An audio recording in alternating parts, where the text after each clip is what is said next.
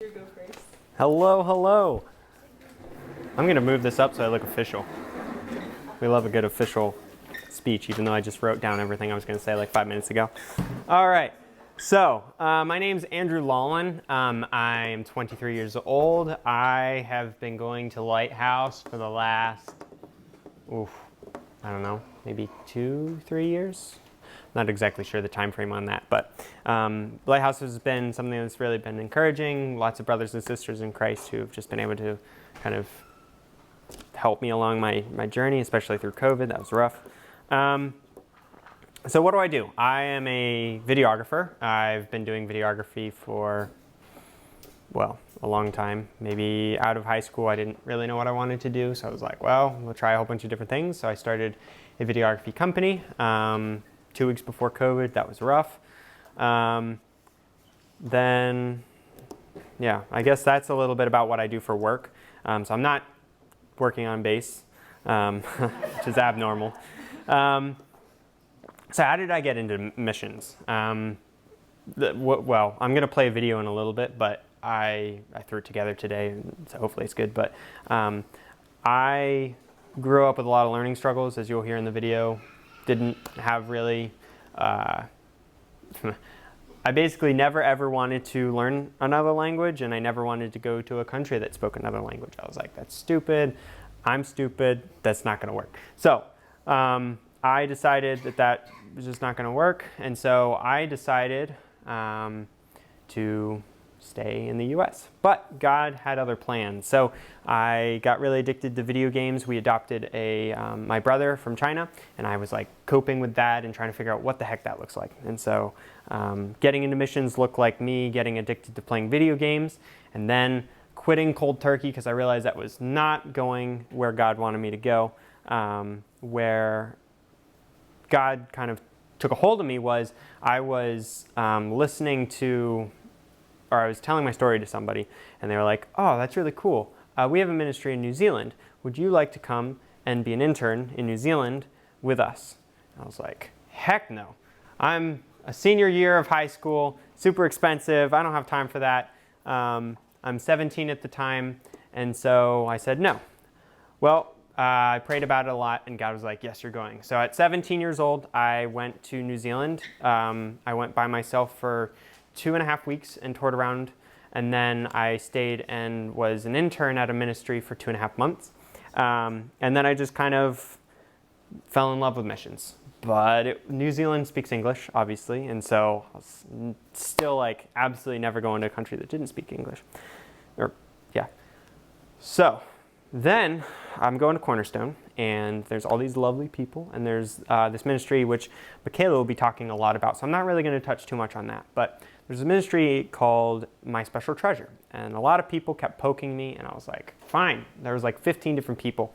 And so I went to MST. That was the first time I'd ever gone to another country, to Guatemala, and I was like, I'm never learning the language, but I'm going to go because I have translators. Well, God just took a hold of me, and I have no idea what happened, but I was like, wow, I love this. So I started going to different places. I went to Honduras like a month later for a week team with my parents' home church, and that is kind of where I kind of started going crazy with different languages, and God, through different seasons, brought me to the point where I was open to the idea. So I think what I'm going to do is stop talking. I'm going to show you a video and then talk a little bit more about what it looks like for me to do missions. How does someone who hates language and did never think that I would be capable of doing missions now have it be something that I want to do full time? So let me try and pull this up. We'll see how this goes. Like I said, I made it today. I had a rough idea of what I wanted to do. Did it turn off? It did turn off. And we'll see how it goes. I had it all ready. All right, so here we go. Have you ever thought to yourself, I hate this and I would never do this in my life, but look back and that's the very thing God used in your life? I grew up with learning struggles, and it made learning English super hard. I told God I would never learn another language, and I would never go to a country that even spoke another language, and I'm not smart enough, and I just don't have the skills for that. I'm me. During that season, God put people into my life to encourage me and challenge me. And little by little, He encouraged me to grow till I was ready and finally said yes to God. I fell in love with missions, and He was showing me that the people He uses in missions are often the ones that we think are least likely to be the ones to be missionaries. He takes everyday people and He uses them, and the one thing I never thought would happen would be that He would use me. So I tell people again and again that you should never tell God no, because you never know where the next step will take you on this adventure of your life. For me, saying yes looks like this. I'm going to Bogota, Colombia with MTW in June for a week to film with other mission videographers. This summer I'm taking 4 weeks to film a ministry called Adventure Reach in their summer programs, and I plan on going back to Honduras to study Spanish from January till September of 2023, and then starting my adventure living there as a home base while I film all across the world, hopefully marrying the woman of my dreams who God put in my life in ways I can't begin to explain, and saying yes to God in what He has for me. It's the little things that change our lives. And the one thing I can say is, learning when to say no is important, but learning when to say yes is critical. What are some ways that you can say yes to helping someone in your community with the skills and abilities God has given you? And how can you continue to support and pray for those who need support on this adventure? I don't have what it takes to do what I feel God is leading me towards. How will I support a family? Will I be able to make this work? In myself, no. But He tells me that I can do all things through Him who strengthens me. He has called me to trust in Him with everything and to take the next step and the next one. And so, Lord, here I am taking the next step. What's your next step? Might God be calling you to say yes to something you've said no to in the past? Let the adventure begin.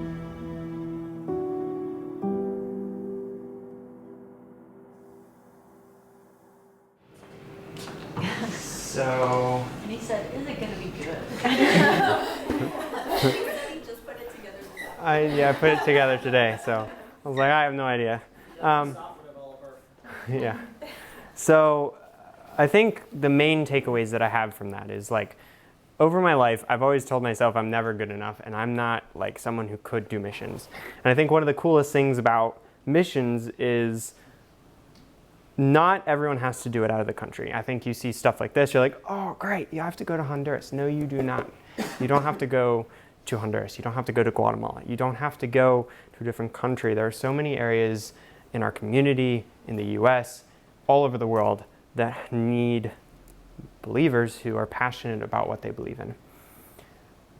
The second thing I want to say is Jesus didn't just take the people who were called and who were prepared for ministering to people. He took the people, the fishermen, the tax collectors, and all of these different people who we would just disregard immediately. And for me, I'm just a guy who has learning struggles, who doesn't make a lot of money, doesn't have a great, I still live with my parents. I am trying to learn and develop in different areas of my life. And why do I think that I'm going to be able to make it? I don't know if I can. But I really do feel like the Lord is calling me to different areas of my life. And I think one of the coolest things is when I look back at where God has taken me and the seasons and the ups and the downs, there's never been a time where He has not supported me. And it may not have been the way that I thought it was going to be, but it sure was what I needed in that season. And so I think, what is the goal for me in missions? The goal for me in missions is to go take the next step. And it doesn't always look like what I think it'll look like. As you heard in that video, I'm going in June, in like 14 days, I'm going to Colombia to film with some other missions videographers. And that is an incredible time. I'm going to be losing some money. I'm supposed to be raising support for that. And I'm just like, whatever. God, if you want that to happen, that's great. Then this summer, I'm working with this other ministry, the action sports thing. I could talk a lot about that, but that's a fun one. Hitting people with swords, calling them ministry. It's so great. So then now I am potentially going, I'm planning on going to language school for 9 months, which is the most terrifying thing that I can say. I think 4 years ago, if I told myself that I was going to have to do that, I probably would have killed myself because I'm like, that is totally not me. So I'm getting outside of my comfort zone. I am trusting the Lord with that. I really feel like the Lord is calling me to Honduras for a multitude of reasons. And during my adventure of preparation for Honduras, I met a young woman there who is incredible, and I don't know what that looks like either. And so I think one of the coolest things about missions is God doesn't always give us the full picture. I think this happens with life. I mean, this is just an application for life in general. It's sometimes like we have a flashlight and we're just trying to figure out what that next step is. And so what is the next step? I think it's going to Honduras for language school. And what will the next step be? I don't know. But I am prepared to face and do difficult things for a purpose and for a God who loves and cares. And so that's what I'm about. That's what I believe. And I am taking the next step towards an adventure that I'm excited about, but I'm absolutely terrified for. So I guess I'll leave it up to questions and answers if you guys have any. And if you don't, that's fine. But any questions?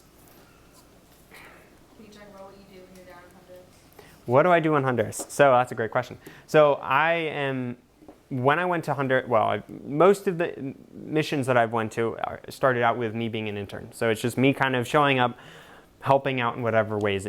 So the people who are actually like skilled in the areas of like serving others can do that. So it could be just helping move things, lawn care, like taking care of people. It could be serving, it could be ministering to others. This past trip that I went, hello. This last trip that I went to, I was in Honduras for 3.5 months, and I basically was just videoing for different ministries all around Honduras. The goal for my ministry, at least what I hope to do, is to have Honduras be my home base to do missions videos for different ministries, because especially during COVID, people weren't sending teams down. There was a lot of these things about how do you tell stories, how do you capture what your ministry is trying to do. And I think God could use that in ways that a lot of us don't begin to understand. And instead of you coming home with like a slideshow of pictures and you're cheesy like, God is on the move, hallelujah. And then it's like, great. And then half the kids are asleep. It's like you get something that's engaging, that's spiritual, and that hits emotionally. So. You mentioned that you were probably going to lose some money going on this. Yep. Obviously, for a lot of people who aren't called to missions, one of the biggest ways we can support is like through prayer, just reaching out, seeing how we can help, and obviously financial support ends up being a big part of that. Is there a way that people can help you? What do you do to fund these trips? Yeah. So that's a great question. I am still figuring a lot of that out. So Cornerstone Church, the last time I was there for 3.5 months, they were able to support me a little bit through like plane tickets and different things. Oftentimes I have core people who are like family members or people who are really invested into what I do. And up until this point, God has basically blown open the doors with any support that I've ever needed, to the point where I haven't really had to fundraise as much as I've really wanted to. If I was to go live full-time in Honduras, that would be a part that I would have to try and figure out, is what does this look like financially? It's a lot cheaper to live in Honduras, but it also, you don't make as much. So it's like, what does that look like? Like for comparison, rent there is probably like $80 a month. And you can probably, the minimum wage, which is what most people make, is probably between $4,000 and $5,000 a year. So for an American, we have taxes and we have other things, so it takes a lot more. And obviously, I would probably, because I'm in videography, things are expensive. But that's a great question. I think for this next Colombia trip, there is like a way to support me. They have like a link through MTW, which is cool. But as of right now, I don't have a great way to like get a tax deduction and like support me on different endeavors, which is something that I'm thinking about doing in the future. But like for my language school time, I don't really need to fundraise that because, well, that's a whole different story about God just gave me every single dollar that I needed for 9 months, and while I was praying for it, and I didn't even tell anybody about it, which is just the coolest thing. So I don't know. Not really asking for money is good, but I think one of the coolest things is how God really brings things up, and I don't know. I haven't done a lot of that yet, so I don't really have a great answer to that. If you're interested in supporting me to go to Colombia, I can send you a link to where you might be able to do that, but like I'm not worried about losing money because like God keeps taking care of me anyway. So,